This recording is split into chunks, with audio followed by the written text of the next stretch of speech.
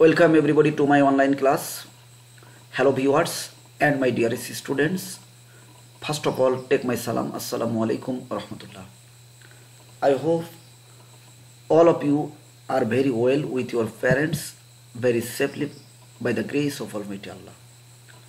I am also very fine.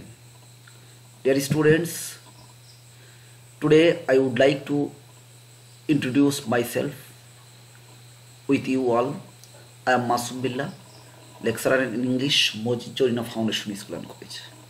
Dear students, today I would like to give you a class on English second paper. Especially I will try my level best to share a class with you on English second paper. Dear students, today our topic is synonyms and antonyms. Today's topic is synonyms and antonyms part 2. আমার দ্বাদশ শ্রেণীর সকল শিক্ষার্থীরা তোমরা নিশ্চয় ভালো আছো, আমিও আল্লাহর রহমতে ভালো আছি। প্রিয় শিক্ষার্থীবৃন্দ, in my last class I gave you a little bit idea on synonyms and antonyms. So I think that you have memorized, you have understood, you have captured my speech through my class. So today I am going to introduce the class with you. Dear students, you see on the screen synonyms and antonyms. Dear student, in my previous class I tried my level best to clarify the definition of synonyms and antonyms. So I believe that you have understood very clearly the definition of synonyms and antonyms. Dear students, here you see key points of synonyms and antonyms. Especially this is very much important. So I would like to share with you again key points of synonyms and antonyms. প্রিয় শিক্ষার্থীবৃন্দ, আমি তোমাদের গত ক্লাসে synonym এবং অ্যান্টোনিমের সংজ্ঞা বলেছিলাম এবং সিনোনিম অ্যান্টোনিম কিভাবে আসবে সে বিষয়গুলো আমি তোমাদেরকে দেখিয়েছিলাম। সো আজকে আমি তোমাদেরকে আবারও একটু স্মরণ করিয়ে দিতে চাই যে কি পয়েন্টসগুলো কি কি সিনোনিম এবং অ্যান্টোনিম আমাদেরকে if we want to get good marks in the exam what should we do. So আমাদের কি করণীয় হবে আমরা যদি পরীক্ষায় একেবারে ফুল মার্কস পেতে চাই। If we want to get full marks in the exam we have two be very much sincere following this three rules. এই তিনটা নিয়ম ফলো করে আমাদেরকে আনসার করতে হবে। So let's see the rules. প্রিয় শিক্ষার্থী বৃন্দ, তোমরা এখানে আমি দেখো তিনটা কন্ডিশন দিচ্ছি। আসলে রুলস বলতে এখানে three conditions are very much important to get good marks in the exam. So এক নম্বরে আমি বলেছি ভোকাবুলারি স্টক। আমাদের কি থাকতে হবে? ভোকাবুলারি থাকবে, খুব বেশি বেশি ভোকাবুলারি জানতে হবে। সিনোনিম অ্যান্টোনিম আমরা যা কিছু দেখব চেষ্টা করব। আমি একটি বাংলা একটা ওয়ার্ড পেলাম, ওই ওয়ার্ডটির কি ইংরেজি ওয়ার্ড, মানে ওয়ার্ডটি কি, একটি ইংরেজি ওয়ার্ড দেখলাম, এর আরেকটা সিনোনিম অথবা একটা অ্যান্টোনিম কী হতে পারে, আমরা সেই বিষয়গুলো নিয়ে আমাদের সবসময় মাথার ভিতরে একটি চাপ রাখতে হবে যে আমি একটু শিখবো। তো ভোকাবুলারি স্টক থাকতে হবে। 2 নম্বরে লেখা আছে answer should be based on parts of speech.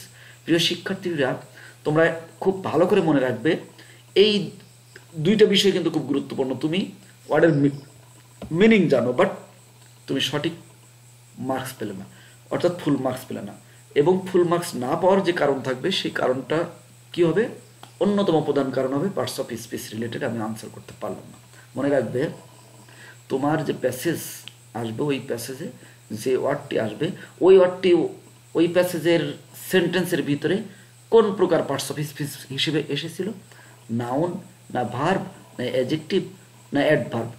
যেমন পার্টস অফ স্পিচ থাকবে ঠিক সেই পার্টস অফ স্পিচের উপরে ভিত্তি করে আমাদের নতুন একটি সিনোনিম অথবা অ্যান্টোনিম লিখতে হবে। এরপরে 3 নম্বর কন্ডিশন কি, answer should be passage based. Answer কোন বেসড হবে, প্যাসেজ বেসড হবে। অর্থাৎ প্যাসেজে যেই ওয়ার্ডটি পাবো ওই ওয়ার্ডটি প্যাসেজে যে অর্থ দিয়েছিল, যে মিনিং দিয়েছিল, সেই মিনিং অনুযায়ী আমাকে সেম মিনিং, যদি সেটি সিনোনিম লিখতে বলে তাহলে সেম মিনিং সিনোনিমাস ওয়ার্ডটি লিখতে হবে।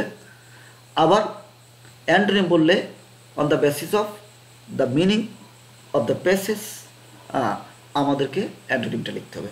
প্রিয় শিক্ষার্থীবৃন্দ, যাই হোক আমি আজকে আর এই বিষয় নিয়ে আর বলতে চাই না। এবার দেখো তোমরা, আজকে যে বিষয়টি নিয়ে আমি তোমাদেরকে খুব গুরুত্বপূর্ণ যে আলোচনাটা করব সেটি হলো formation of antonyms from synonyms. Formation মানে কি, গঠন অথবা কি প্রস্তুতকরণ অথবা তৈরি করো। আমরা কিভাবে, how can we prepare, how can we make, how can we form a synonym from antonym. আমরা একটি সিনোনিম থেকে একটি অ্যান্টোনিম কিভাবে তৈরি করতে পারি সেই বিষয়টি নিয়ে আমি তোমাদেরকে আলোচনা করব। তো তোমরা নিশ্চয়ই এখানে দেখতে পাচ্ছ নাম্বার 1, তাহলে সিরিয়াল যেহেতু আছে তাহলে নিশ্চয়ই আমাদেরকে একাধিক সিরিয়াল থাকবে। তো আজকে আমরা কতটুকু আলোচনা করতে পারি, লেটস সি।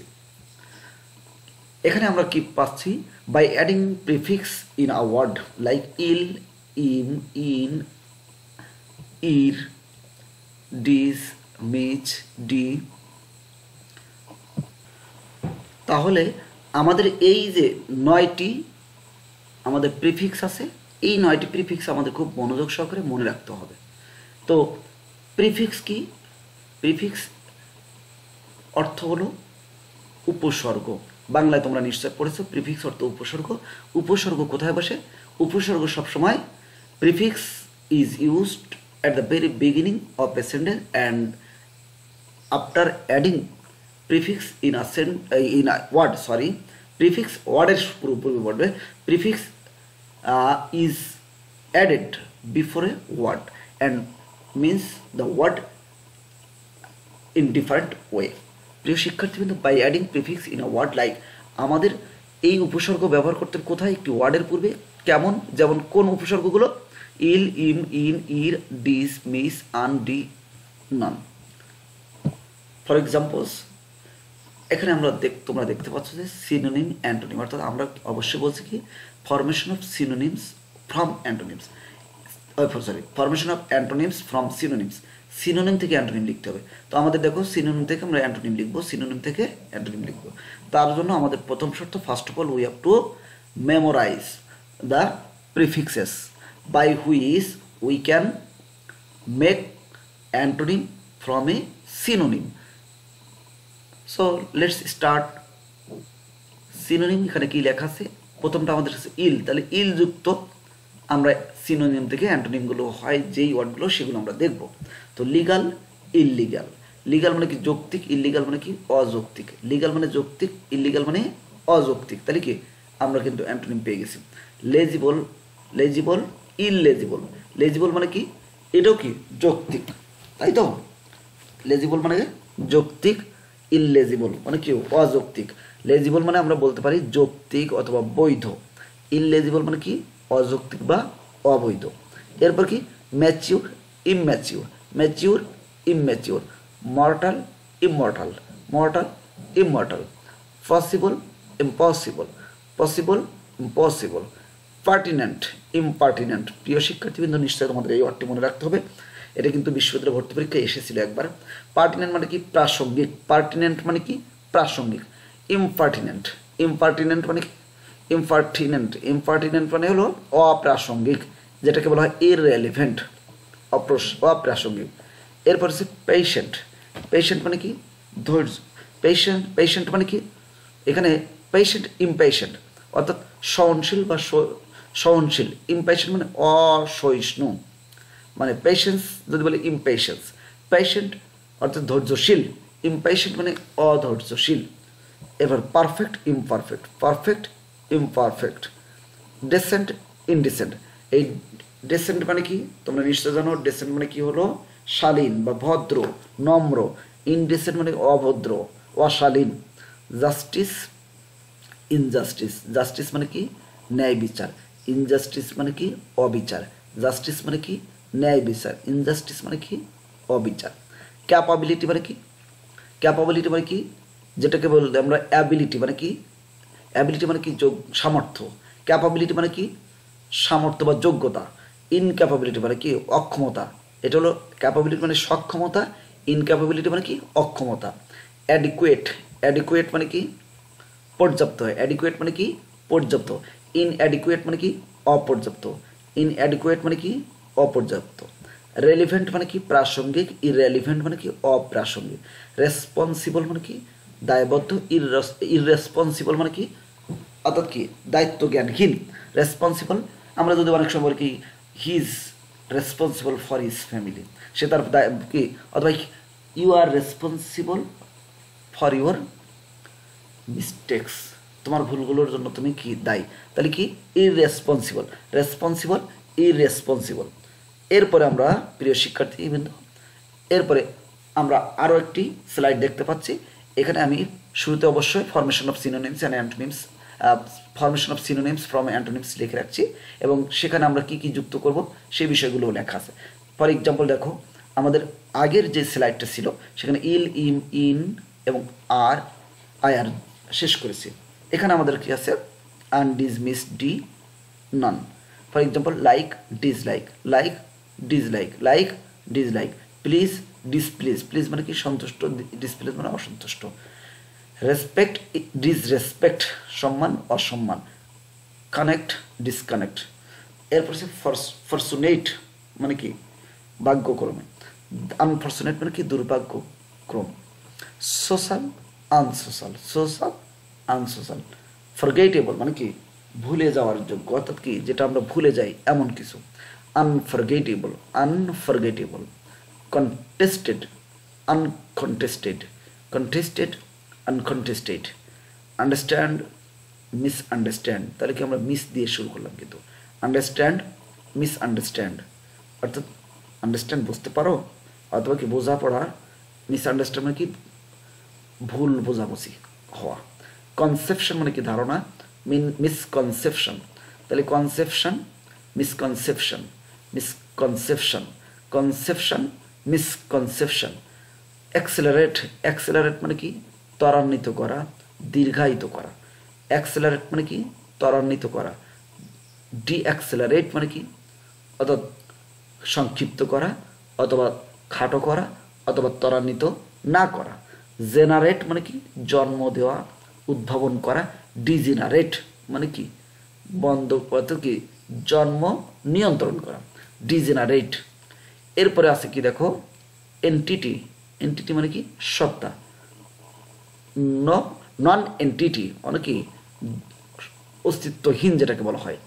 এন্টিটি মানে সত্তা বা অস্তিত্ব, নন এন্টিটি মানে কি অস্তিত্বহীন, নন এন্টিটি মানে কি অস্তিত্বহীন। ইসেনশিয়াল মানে অত্যাবশ্যকীয়, যেটাকে বলা হয় ম্যান্ডেটরি, অব্লিগেটরি। তো ইসেনশিয়াল, নন এসেনশিয়াল, ইসেনশিয়াল, নন এসেনশিয়াল। প্রিয় শিক্ষার্থীবৃন্দ, তাহলে আমরা আজকে কি শিখতে পেরেছি বলতো, যে formation of antonyms from synonyms, synonym থেকে কি করে আমরা অ্যান্টোনিম গঠন করব বা তৈরি করব, সেই বিষয়গুলো আমি তোমাদেরকে শিখিয়েছি। কিসের মাধ্যমে? By adding prefix in a word. একটি ওয়ার্ডের শুরুতে কিছু কিছু বর্ণ অথবা কিছু একটি বসিয়ে আমরা সিনোনিম থেকে অ্যান্টোনিম করতে শিখছি।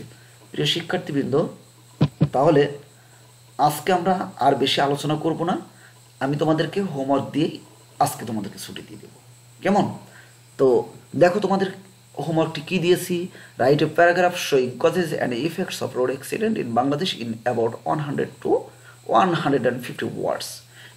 Dear students, you see on the screen that write a paragraph, একটি অনুচ্ছেদ লেখো, showing causes and effects of road accident, সড়ক দুর্ঘটনার প্রভাব এবং কারণ, ইন বাংলাদেশ, বাংলাদেশ অর্থাৎ বাংলাদেশে সড়ক দুর্ঘটনার কারণ এবং প্রভাব উপস্থাপন করার মাধ্যমে একটি প্যারাগ্রাফ লেখো। যেই প্যারাগ্রাফটি হবে কি উইদিন 100 to 150 ওয়ার্ডস, অর্থাৎ 100 থেকে 100 ওয়ার্ডের মধ্যে একটি প্যারাগ্রাফ লিখতে হবে। প্রিয় শিক্ষার্থীবৃন্দ, তোমরা নিশ্চয় আজকের এই ক্লাসটা অনেক বেশি উপকৃত হবে। তোমাদেরকে বলে রাখি, যদি এই ক্লাসে কোনো একটি বিষয়ে তোমাদেরকে বুঝতে সমস্যা হয় অবশ্যই কমেন্ট বক্সে জানাবে এবং আগামী ক্লাসে সেই সমাধান পাবে নিশ্চয়। সবাই ভালো থাকবে, সকলের জন্য দোয়া কামনা করে মহান আল্লাহর কাছে তোমাদের শারীরিক সুস্থতা কামনা করে আমার নিজের জন্য তোমাদের কাছে দোয়া চেয়ে আজকে এখানেই শেষ করছি। সকলেই ভালো থাকবে। All the best everybody. See you again ইনশাল্লাহ by the grace of almighty Allah. আসসালামু আলাইকুম ওয়া রাহমাতুল্লাহ।